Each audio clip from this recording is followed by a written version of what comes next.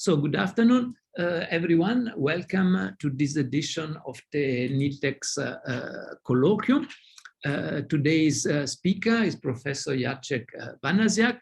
I've known Jacek for a long time because he was at UKZN, but in 2016 he left us and moved to University of Pretoria, where he accepted or became a DSI and RF SARChI chair. I think the correct name is in mathematical models and methods in biosciences and bioengineering. Yeah? So we are very lucky to have him with us today, and the title of his talk is very intriguing, and the fact that so many people join us is of course a sign that everybody found the topic attractive. Yeah. So Jacek, people are here to listen to you and not to me wasting their time.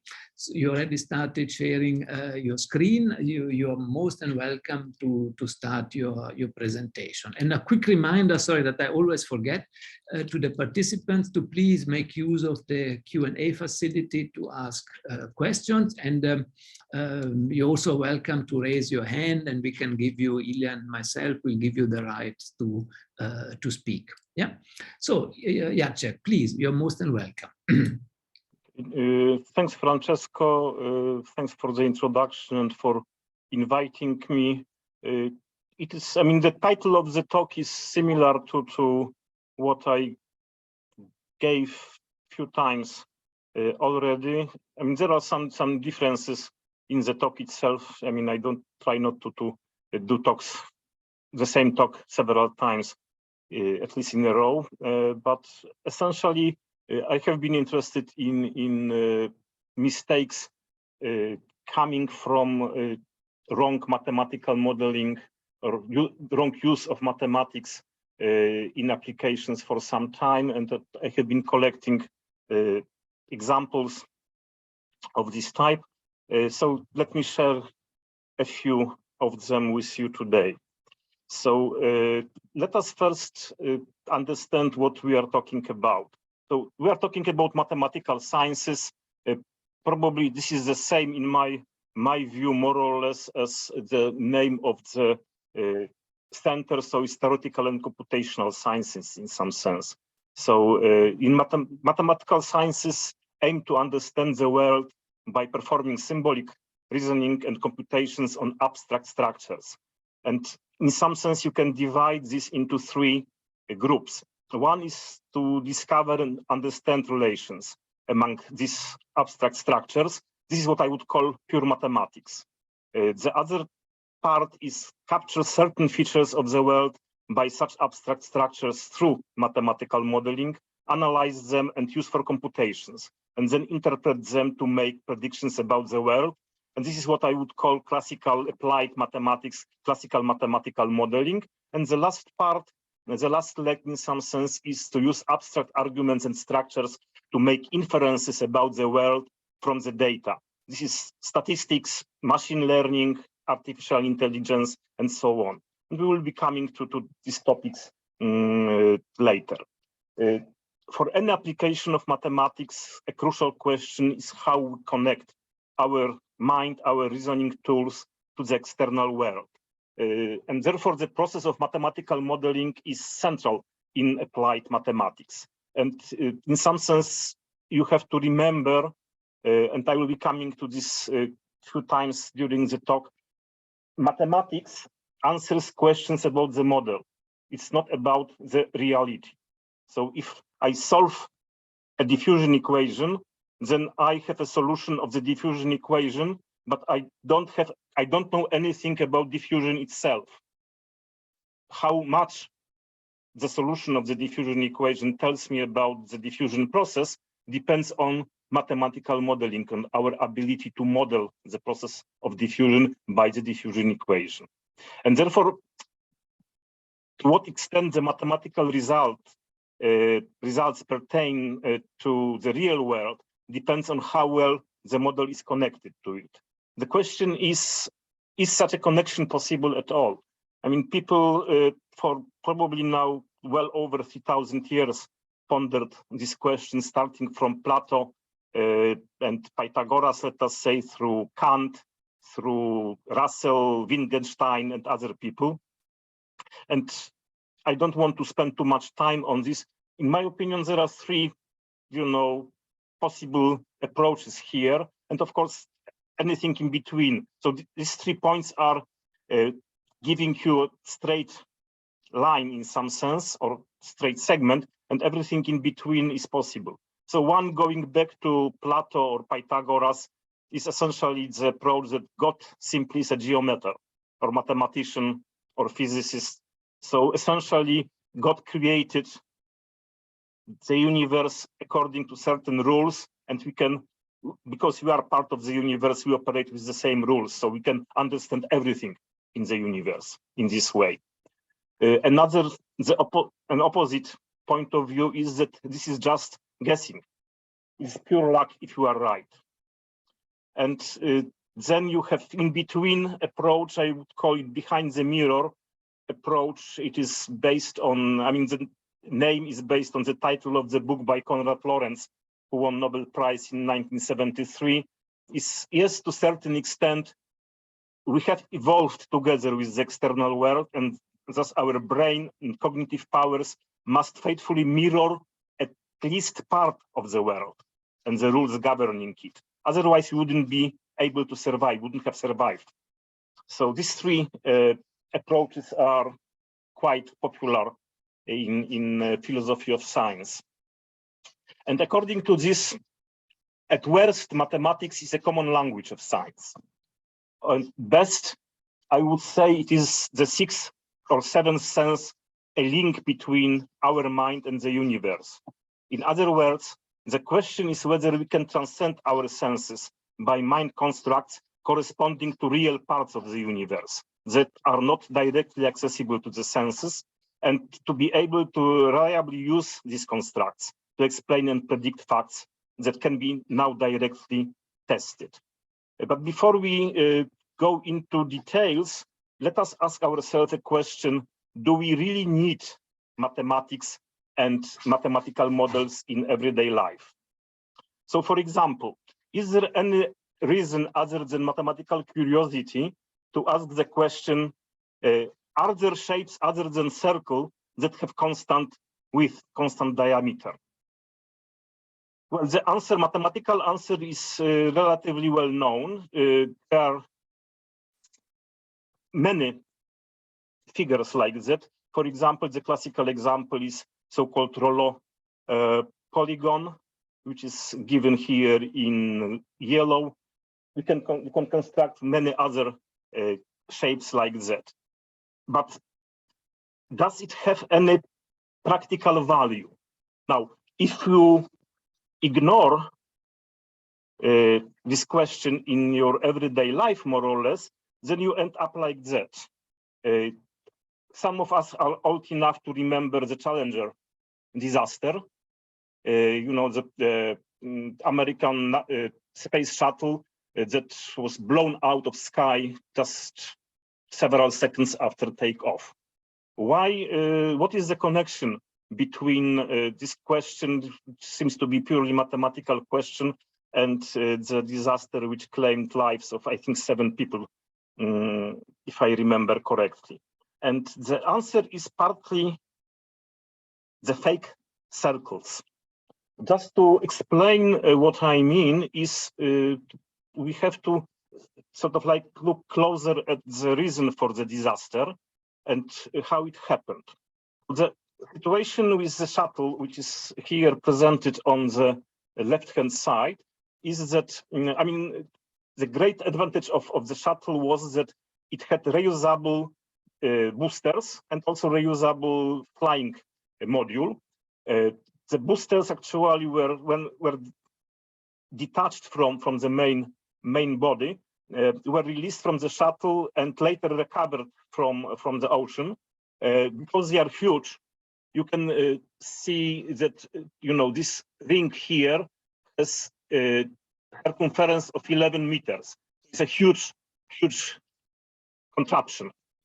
So these boosters were cut into pieces, as on the right-hand pictures. transported back to NASA, and then each part was examined to make sure that it is very round. Now,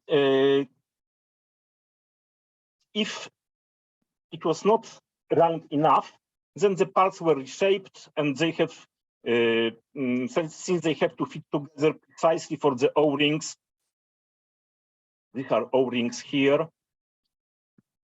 which seal the gaps in the boosters. I mean, there is a lot of bad things that happen to O-rings. This is actually famous Richard Feynman report. Probably the main reason was that the temperature was of the weather was actually too cold, and the rubber was not as rubbery as it should be. But then you can imagine the situation when you have a rubber ring which is rather stiff, and you want to seal with this rubber the gap between two pieces which are not exactly circular. We have a circular rubber seal. It is not really rubbery, it is not elastic, and you try actually to prevent high pressure gases to escape in this cut, like here in this picture. Okay, so you can imagine that making these pieces of the booster round, perfectly round, is of utmost importance. And Feynman found that NASA test for roundness, the time of the Challenger liftoff, was to measure the width across the cross-section at 3 different places. And if the 3 diameters were all the same, then the booster was declared round. So just to give you an example, this is a circle according to NASA standards of 1986. So this is one of purely mathematical question which resulted in dramatic loss of life and money. Actually, I will come back to Challenger disaster a little bit earlier, sorry, a little bit later, but now let us move to another topic. For example, do we really need a qualitative theory of differential equations? For those of you who don't know what is qualitative theory of differential equations, just a crash course. Most differential equations cannot be solved explicitly. So we don't know, we cannot write down the formula. But we need to use these differential equations for applications. And we try to understand qualitative theory of differential equations, trying to understand the properties of the solutions of differential equations without actually solving this. And the concept of this example came to me a few years ago when I was talking to quite good British numerical analyst working in Zimbabwe, after a talk of a student of my colleague who was providing asymptotics or description of solutions which can occur if you have a corner on the boundary of the domain. So, for example, here some equation, and the boundary in which you consider this is not nice, not smooth, but, for example, square. And what he was trying to provide explanation what happens precisely at this corner. And my colleague, numerical analyst, said, why bother? Just run this equation through a computer and you will always get something useful. Okay, if you adopt this approach, then you end up with another disaster. I mean, probably nobody is old enough to remember the Havilland Comet. The Havilland Comet was the first commercial jet airplane constructed by British. This is actually probably important. So it was important to mention that it was a British applied mathematician. And after about 1 year of successful service, within essentially 4 months, 2 comets broke down in the air, killing in both cases all people abroad. So in those days, in the 50s, loss of, 56 people in 2 plane catastrophes was actually quite a news. And what happened? Before I explain, I would like to give you two pictures of Comet. This is the first version of Comet, the one which broke in the mid-air. And just have a look at the window. And then let us move to the post-catastrophe versions of Comet and compare the window, these two windows. Original windows were square. Later, and if you fly now, you will find that all windows are oval in shape, circular or something like that. You will not see squared windows in passenger jet planes. Why? Well, sorry.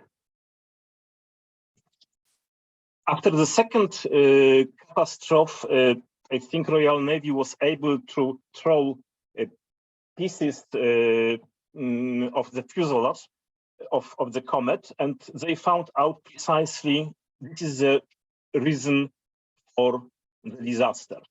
This is a crack that appears exactly at the corner of the window. Okay, and here is a blow up of this picture.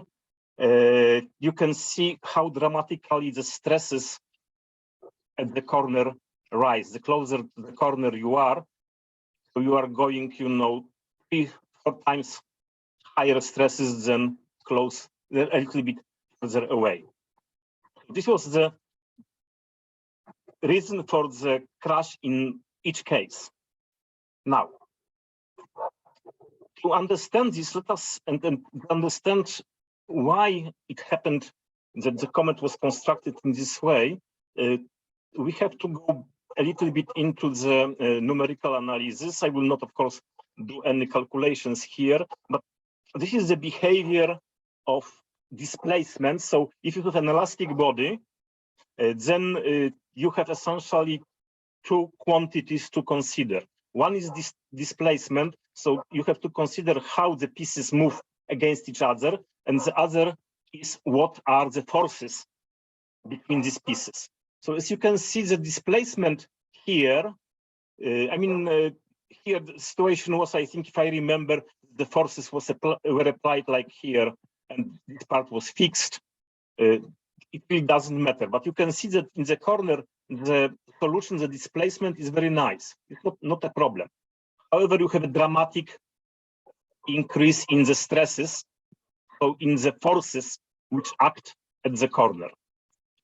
So the displacements behave very well. The stresses at the corners increase dramatically. This is something which in engineering and in numerical mathematics analysis is called the gradient catastrophe.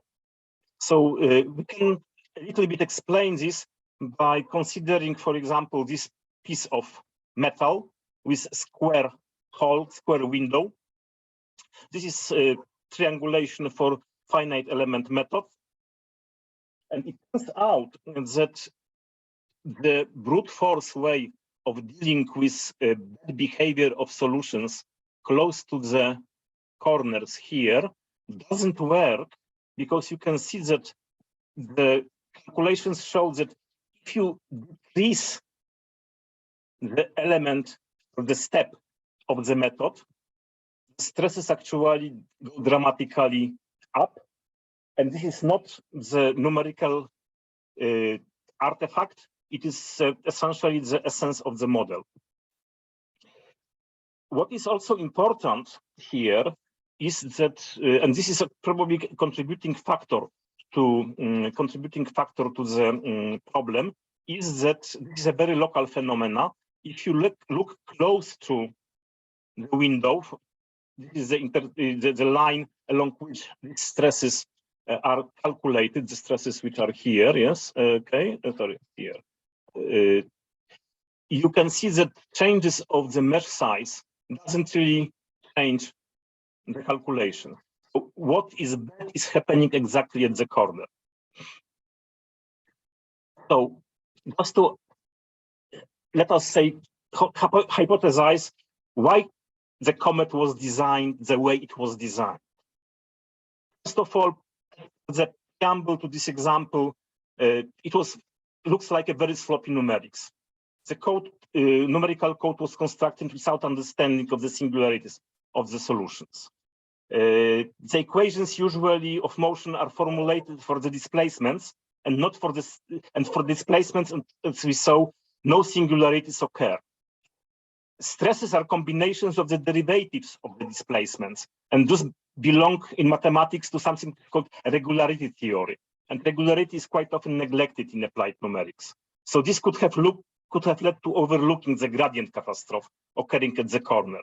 And the other possibility is that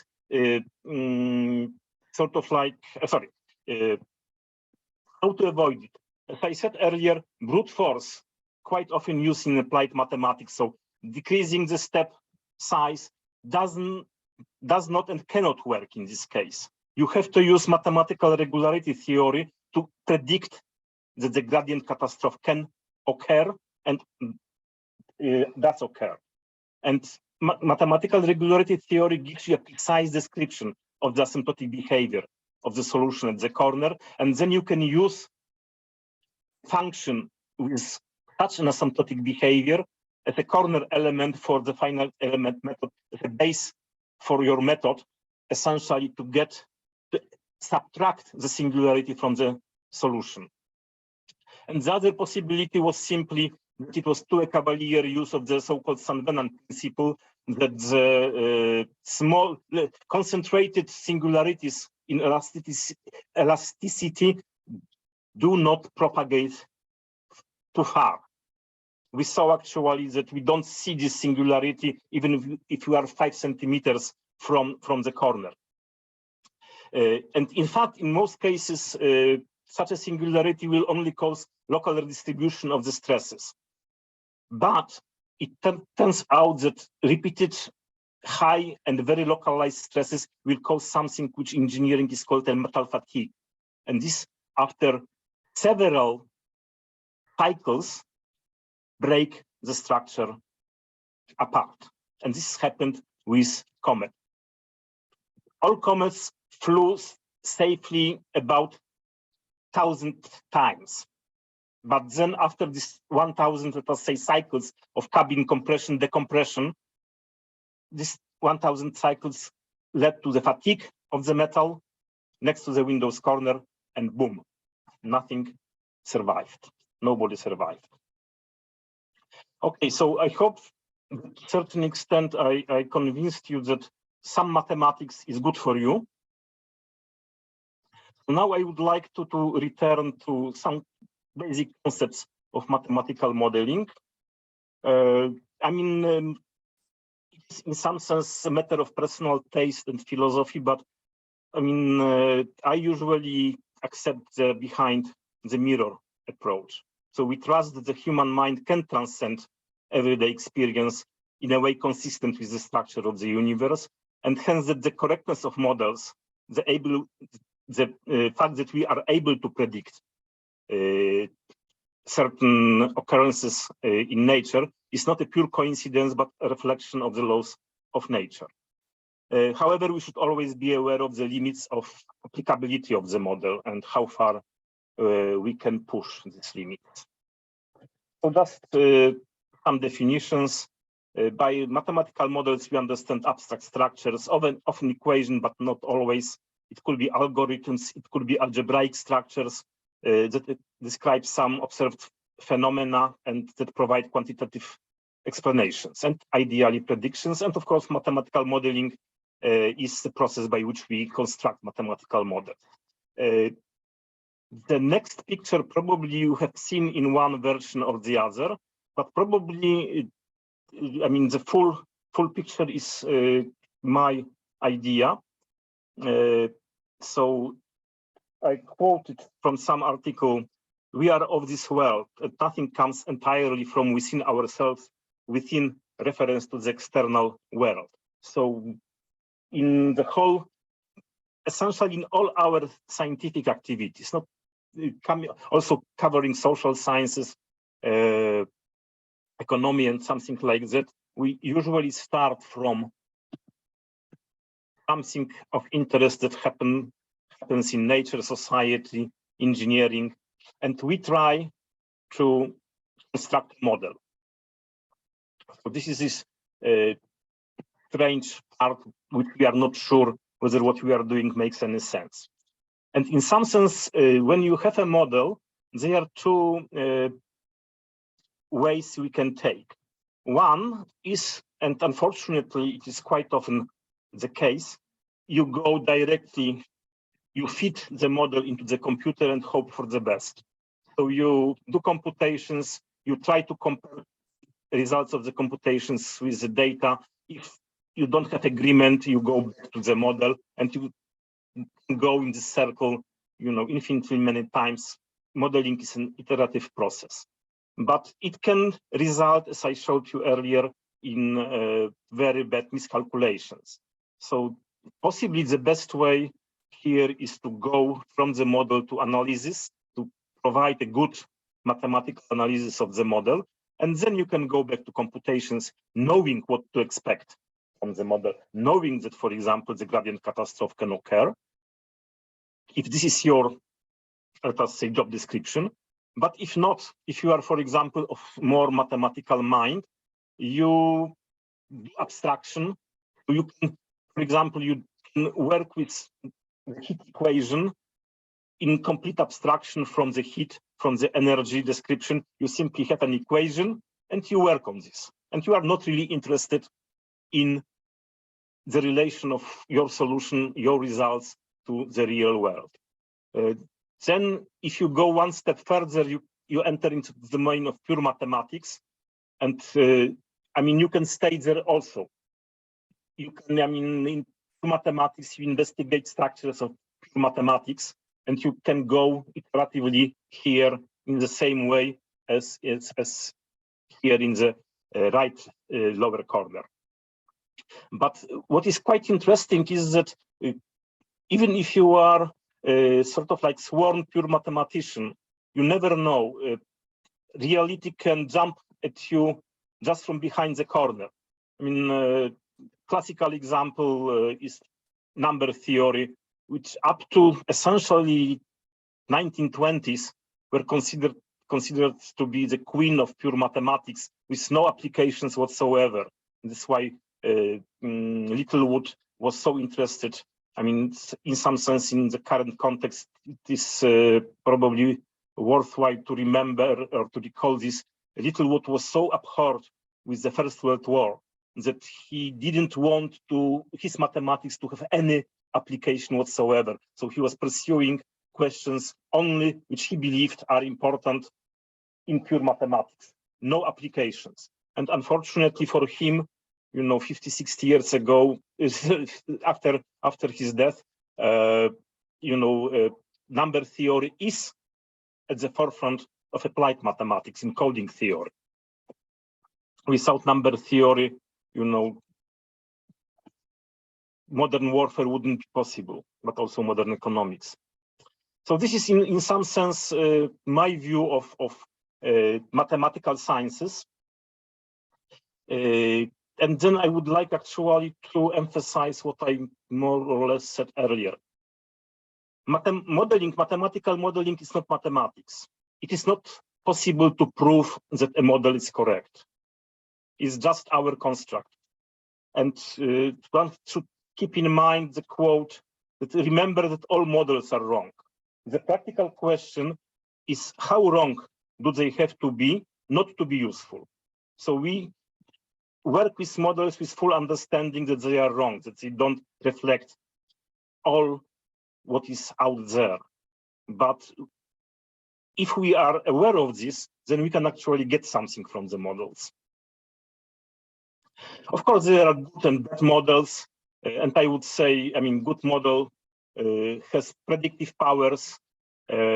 So classical examples are general theory of relativity, Dirac equations, standard theory. It's an example, a unique example here in this list, which is not a differential equation, it's algebraic structure. And also good models contain earlier working models as subcases, and this is the same as here. Newton mechanics is containing special general theory of relativity. quantum mechanics is in some sense a supermodel for Newton's mechanics for large distances, large energies. Okay, now we I'm moving to a minefield through a number of very interesting talks about machine learning, artificial intelligence. I have slightly different point of view, so let us have a look. So we have, I mean, there's a tsunami of data. You cannot deny this, unfortunately. And this abundance of data requires new, and of course, because of limitations of our brain, primarily computer-based methods of their analysis. And usually it is done through statistical fitting of the data to formulae. And then you can get, long list of numbers, expectations, medians, variance, correlations. And what is, there is a good quote from some textbook that the first thing we teach students in statistics is that correlations are not causation. And this is the first thing students forget. And to the extent that, I mean, there is a website created by actually a board law student who simply lists spurious correlations. For example, here you have two examples. This is the website if you want to find further examples like that. So on the top you have per capita cheese consumption. It's in perfect correlation with the number of people who died by becoming tangled in their bed sheets. And the other one, also perfectly correlated, is divorce rate in Maine, correlates very well with per capita the consumption of margarine. Well, you can try to build a theory, of course, for this. So, for example, if you eat too much cheese, you have problems with your stomach at night and you die entangled with your bed sheets. Or, for example, in the second case, you can imagine that, if wives start feeding husbands with margarine, then actually it results in divorce. But in general, probably, I mean, it's pushing too far. So correlations are not causations. And in fact, there's quite a lot of sort of like fancy research creating something which is called data sour. It started with producing sets of points on the plane with exactly the same mean in both x and y direction, almost exactly the same standard deviation, exactly the same correlations, and yet representing completely different structures. People even quite recently constructed, this is why the name is coming from dinosaur, which is as points here exactly the same statistical characteristics as all the other, I think, is 9.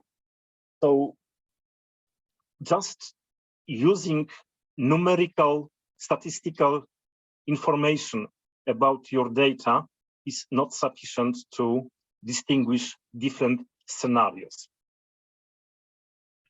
And the fact that a model can be fitted to data does not show that it makes sense. You should be able to explain the model from first principles. And here we are back to Challenger disaster case.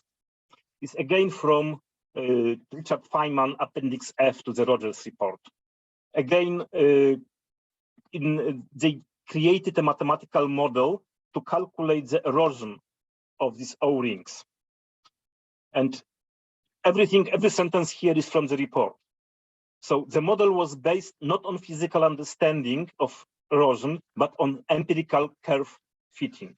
A plot suggested a straight line, so it was supposed that the erosion varied as the 0.5, let us say, power of the heat, and this is just nearest fit. And as Feynman says, there's nothing as wrong as believing this answer. The empirical formula was uncertain. There were clouds of points, some twice above, some twice below the fitted curve.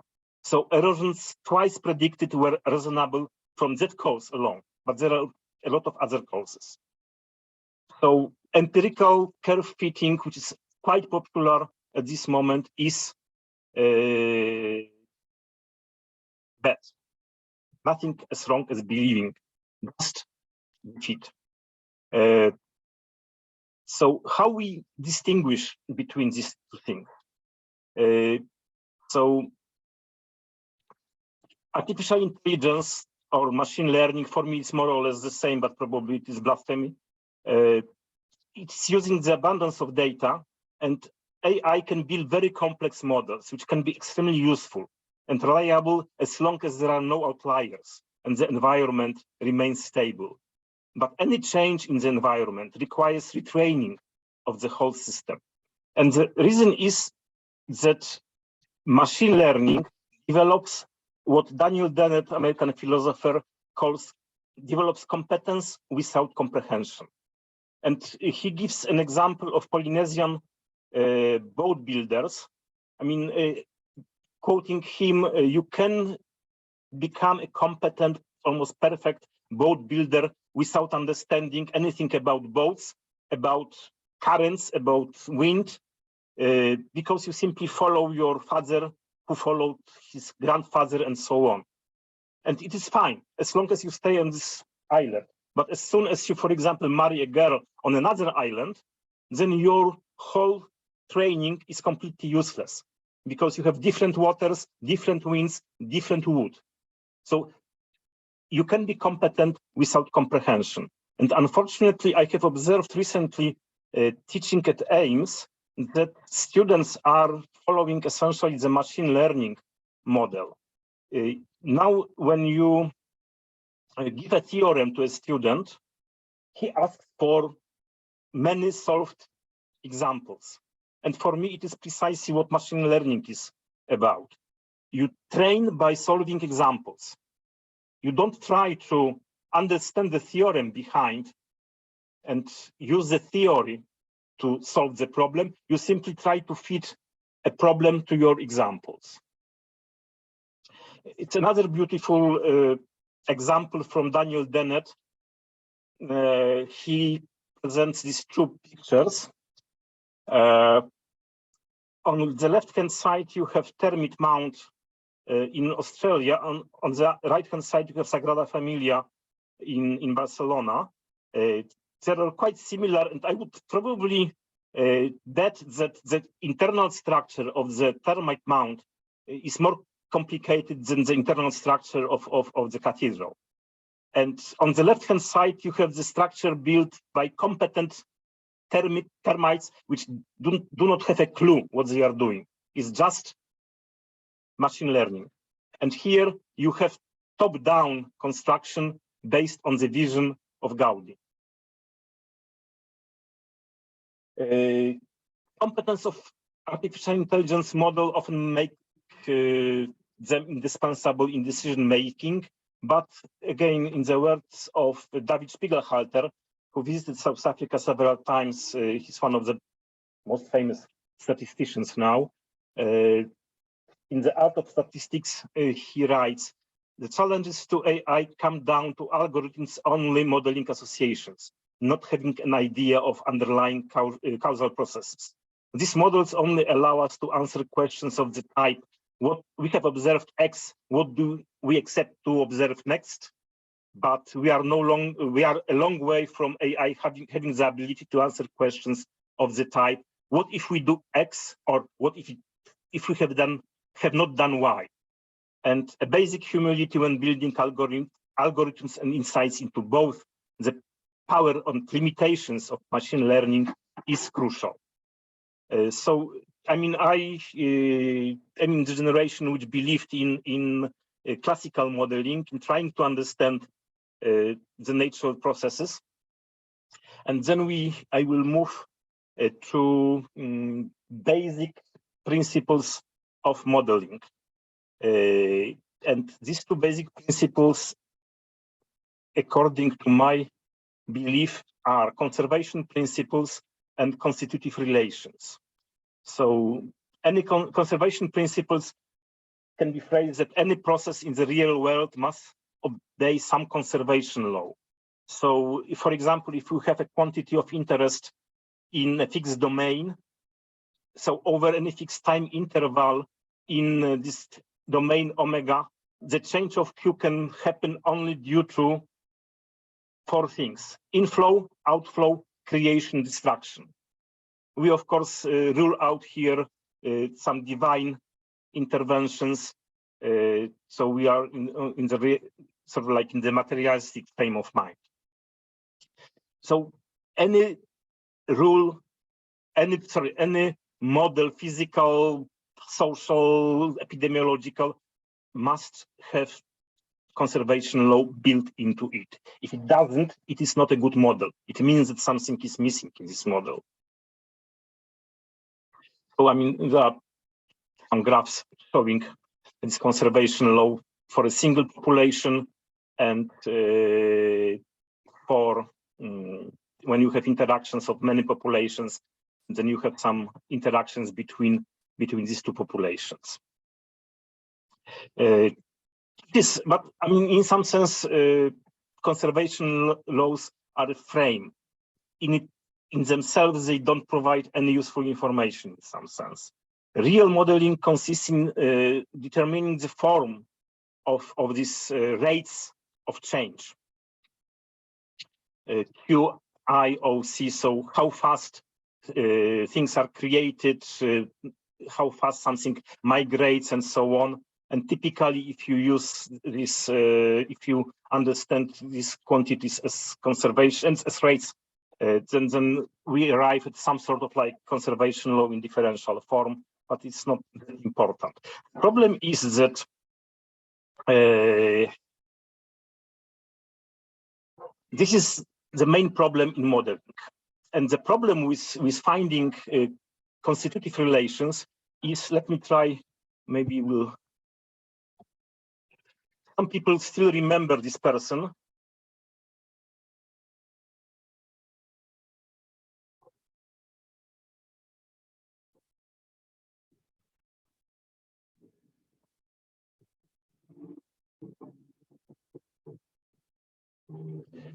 Okay, so for those of you who couldn't hear, I am sorry. Now the question is, how can I return? Sorry for this. Okay. Now I should. Okay, so let me go back. No, sorry. Sorry, probably I have to stop sharing. Okay. Okay. Share.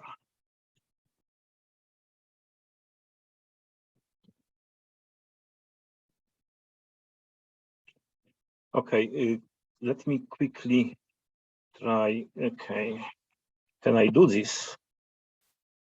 We can still see your slide, Jacek. Aha, okay, so you can see the slide because Yes, I cannot see. So half, this is half the face of Ramsfeld. Yeah, okay. Okay, so let me do it once again. I will stop share and then reshare again. Sorry for this. This first time, actually, I was playing a movie from YouTube. Okay, for those of you who couldn't hear, Ramsfeld was saying that there are no knowns, there are things we know that we know.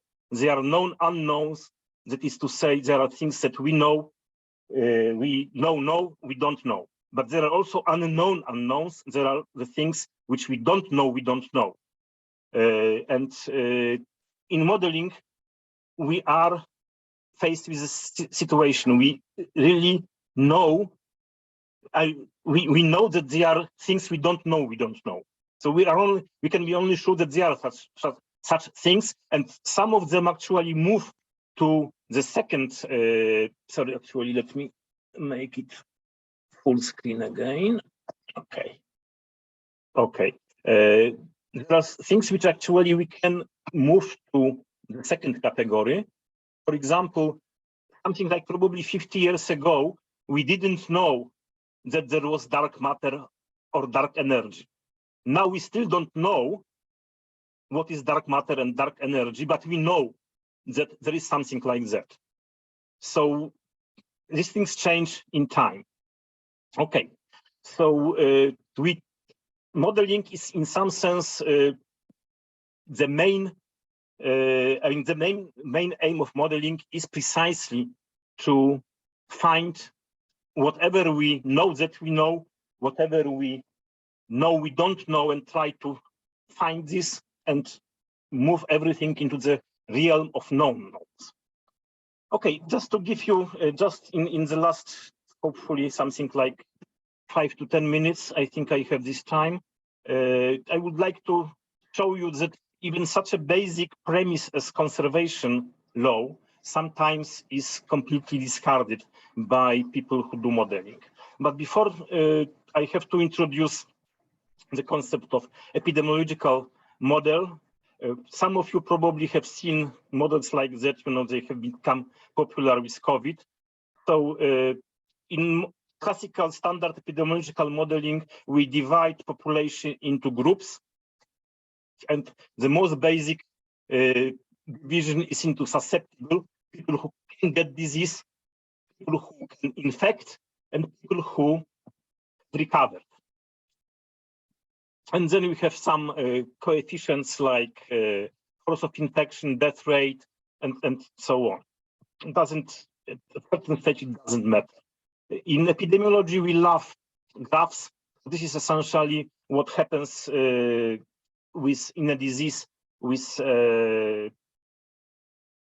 so we have susceptible, first of all, the number of susceptibles can increase by birth and can decrease by death, and then it can decrease by susceptible becoming infective. And then infective can recover, can die, recovered can die. If there is waning immunity, then actually recover can get back to S. And this results in the system of ordinary differential equations of this type. So here is the rate of change of the number of susceptibles. This rate susceptibles can change by birth, by moving outside and becoming infective, by moving inside, by losing immunity, and by dying, so moving outside. So it is more or less along the lines of the diagram I presented you earlier. Now, if you add together these equations, you can see that these two terms are the same, and these two terms are the same, and these two terms are the same, and S plus I plus R is the total population. There are no other people. So if you do this, then you obtain precisely the conservation of population law. If you look at the total population, the number of people living, let us say, on Earth, here we are talking about close community, can change only due to birth and due to death. Now, what happens is that this fad, just to use the name from the title, a vibe of some sort, of using fractional derivatives instead of normal derivatives. So a typical fractional epidemiological model is essentially the standard model with normal derivatives replaced by fractional derivatives. I mean, I here gave you a definition of the so-called Caputo derivative, but it doesn't really matter because the number of definitions of fractional derivatives increases at the rate which is practically close to the speed of light. And I mean, it is not a contradiction because these definitions carry no information. So it can reach actually the speed of light. So you can think about any fractional derivative of your liking, but the point is that this model doesn't make sense at all. What is the meaning of this equation? Because I talk to large extent to physicists, the units are wrong. On the left-hand side, we have 10 to the power minus alpha, and the right-hand side is simply 1 over time, unit of time, of course. So this model doesn't make a physical sense at all. Even if you think about, okay, let it be that this model was non-dimensionalized and something like that, it still doesn't make sense, because on the right-hand side, you have rates of change. Fractional derivative is not any rate of change. So this is not a conservation law. So even this basic premise of mathematical modeling is violated in models like that. Until this inconsistency is addressed, most such papers can be characterized by the following cartoon, which characterizes, paper production not only in the realm of fractional derivatives, but in many other fields. I think you are right, John. If you can come up with one new nonsense symbol a week, we can stretch this project out for like a year, probably even more. Please note that I am not saying that modeling with fractional derivatives doesn't make sense at all. For example, if you consider just standard diffusion equation with flux or heat equation with the flux of heat defined on one end, let us say at the left-hand side, then it turns out that the temperature at x equal to 0, this is something called Neumann-Dirichlet operator, is given by the fractional differential equation, and it is completely kosher. You can derive this precisely. And physical units here are correct, because if you write the equation in this form, then by default, we equate the units of 1 over time and 1 over, let us say, distance. Once again, what I want to get across is that the fractional derivative in a model must follow from the real need to better describe a particular process, and thus it should be tested against experimental data, and also to be an integral part of the modeling process, so that all terms of the model agree with each other. You cannot put together in one equation apples and oranges. Everything must be of the same type. And I think probably my time is over. So thank you very much for listening. Okay, so I can stop. Thank you very much for a very interesting talk. So next time we board a plane, we will check very carefully the shape of the windows. Yeah? No, thank you very much. I see that we have Ilya. Sorry, Ilya, you already started. Please take over the command for the questions, Ilya. Okay. Martin. I see the question from Martin Bucher. Yeah, I allow him to talk so he can maybe ask his question by himself. Martin, okay, go on. Hi, Jacek. Nice to see you, and thanks for a really nice talk. I wanted to ask you a little more about this comet disaster. So the calculation that you were describing, I guess, was a sort of linear elasticity where you just refine the mesh successively around the corners. But what did the engineers really know at that time? I mean, I guess they're asymptotic expansions that show you that you have a divergence at the corners, without really doing the numerical calculation. And then with materials that are ductile to some extent, you get plasticity and the thing doesn't break, even though a linear code says it would. And then you were saying that, well, the ultimate downfall was the fatigue. I mean, how far did they go in the modeling, and what do people do today in this kind of thing? It looks really, really difficult, even though, the qualitative effects seem sort of known. Look, unfortunately, with the comet disasters, we didn't have Richard Feynman on the commission. So I mean, this is my guessing coming from discussions with many British applied mathematicians. And that's why I gave you the preamble. The predominant thinking is you take a model, you feed this into the computer, and something will get out. What we know definitely is that there was a metal fatigue. This is in the official report, and the cracks started at the corners. So somehow, for some reason, the calculations done by British engineers or applied mathematicians in the 50s or actually late 40s neglected this fact. Why? I don't know. In the report, not in the report, some of the pictures I took from the presentation I can give you, if you are interested, a link to the detailed presentation done quite recently on this disaster. I mean, the author of this presentation, an engineer, pointed out that, you know,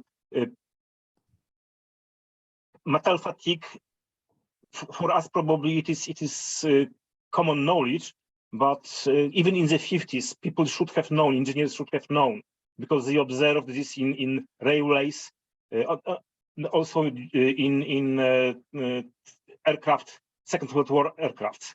But for some reason, they simply, my belief is they simply, you know, run the basic calculations. They said, okay, looks fine. I mean, displacements are nice. You know, what the hell can go wrong? And then that's all. And then we don't know anything. Simply, I mean, this is my, I must say that, of course, it is my conjecture that this happened. But, you know, the starting point and the end point and my knowledge of attitude of British applied mathematicians, you know, make it a consistent story. But of course, I could be wrong. But the fact is that, you know, somehow engineers simply neglected the metal fatigue at the corners. So this is all I can say.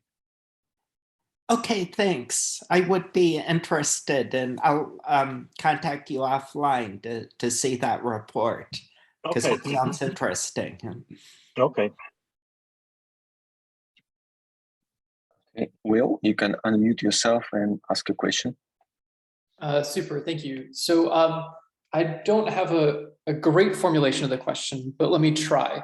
So we live in a world that seems to be getting ever more complex and complicated, and generally that's a good thing. You know, the internet isn't fantastically complicated, but it makes our lives so incredibly much better.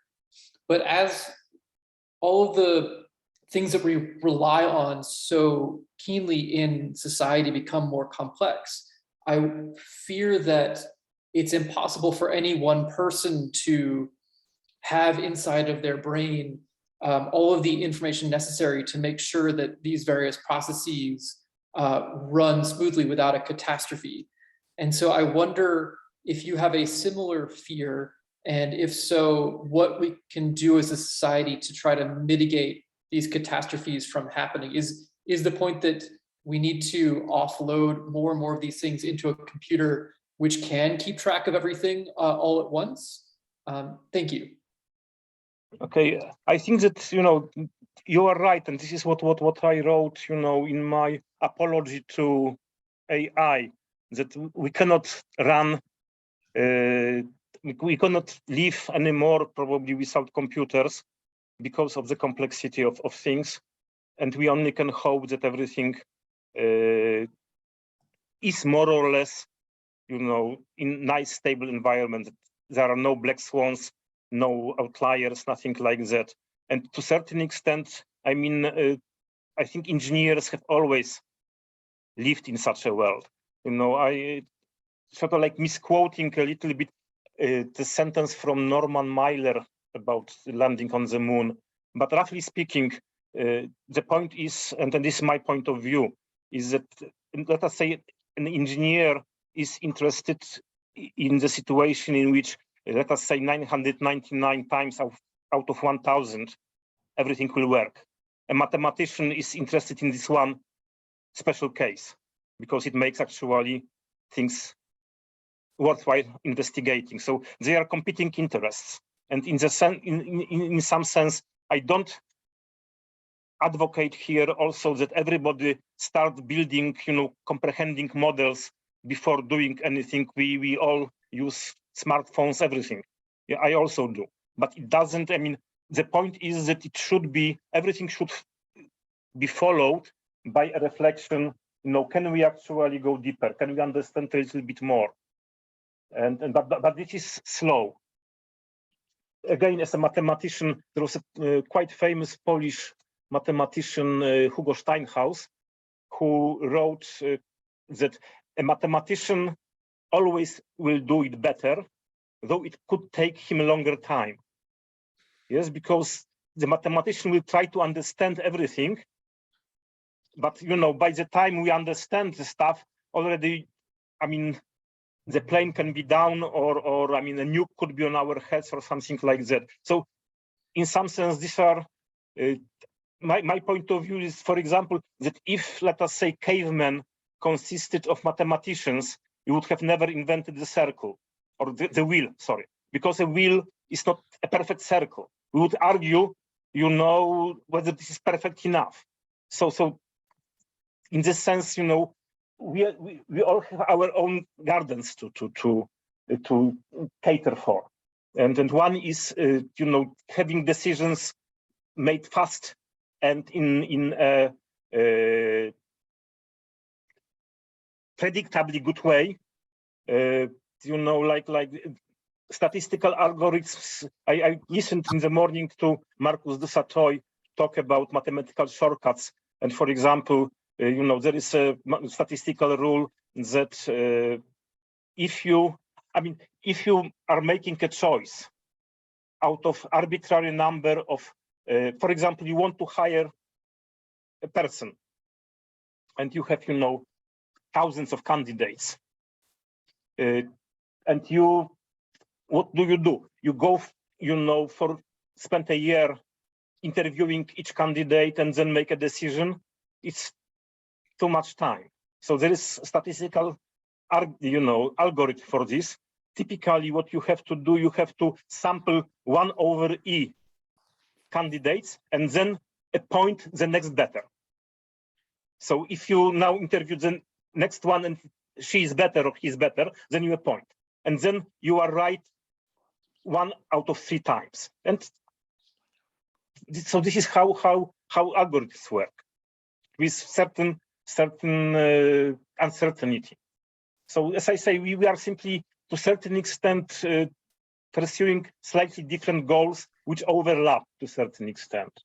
So I don't know whether, the question was not well formulated. The answer is also not well formulated. So, okay. No, thank you. That was I think really nice. I think what I took away most from that is that what we continue to do is what we have done for all of human history, which is trial and error. That we'll be like physicists. We will hypothesize how we think the world works, and then we'll go with that until the world proves us otherwise.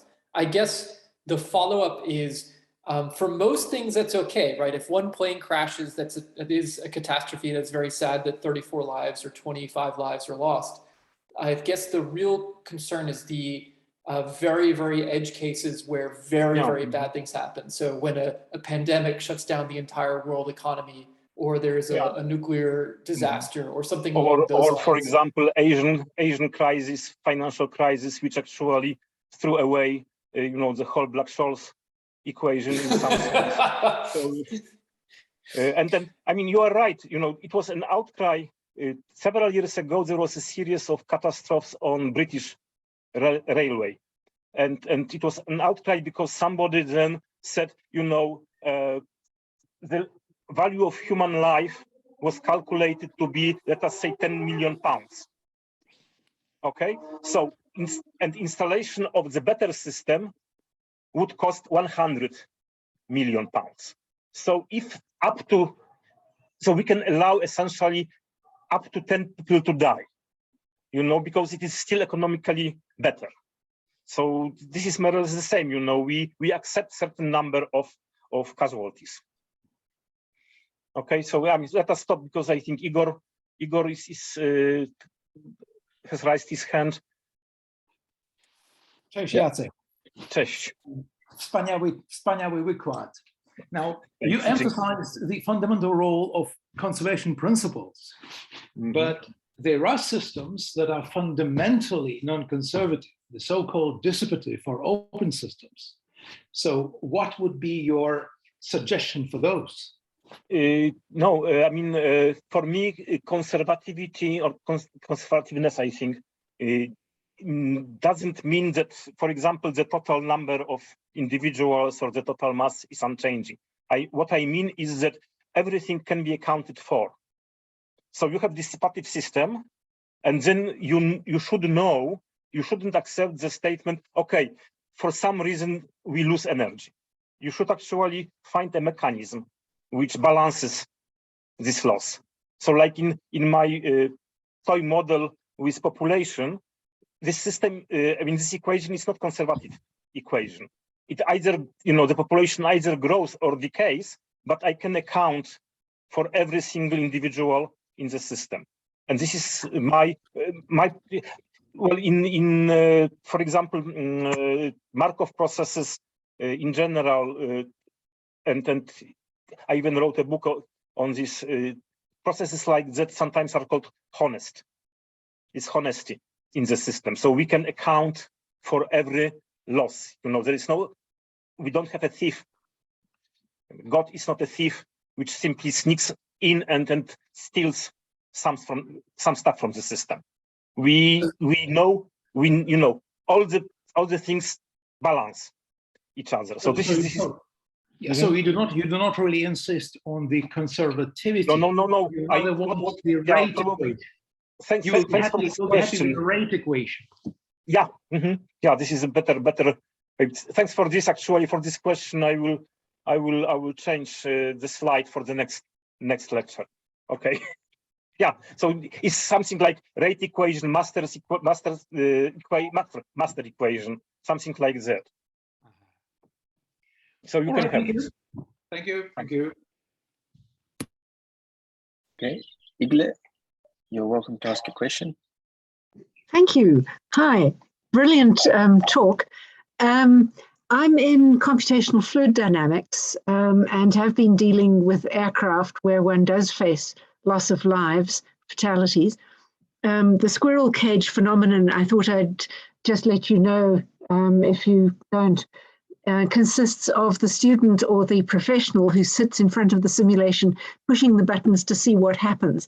What happens if I try this turbulence model? What happens if I try that turbulence model? And those results cannot filter through to real life.